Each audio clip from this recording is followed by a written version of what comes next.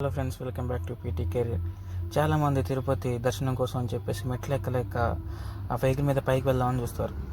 So వాళ్ళకి దారి తెలియదు, ఎలా ఉంటుందో ఒక భయం.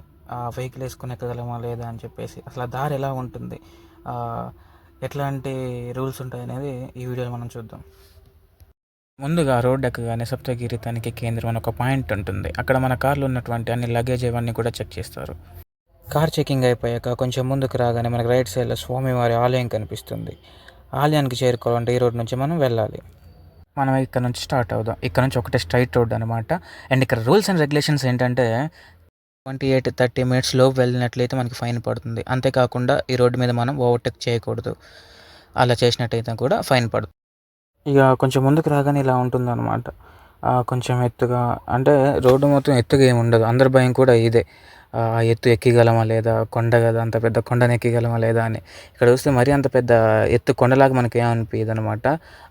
ఫ్లాట్గానే ఉంటుంది. అక్కడక్కడ కొంచెం మూలమలుపులు అధికంగా ఉంటాయి. అలానే ఈ మధ్యలో చిన్న చిన్న అప్స్ కూడా ఉంటాయి అన్నమాట.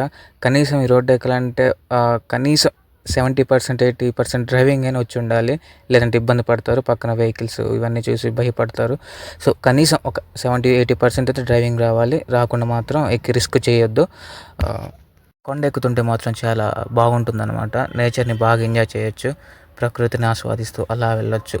ఇక్కడ నుంచి వ్యూ కూడా చాలా బాగుంటుంది, ట్రై చేయొచ్చు.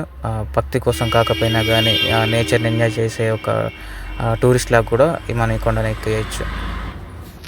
లిటరల్లీ నేనైతే మస్తు ఎంజాయ్ చేశాను. ఇక మనకి టైం సరిపోదు కాబట్టి ఈ రోడ్డు వరకే చూసేద్దాం. వీలుంటే పైకి వెళ్ళాక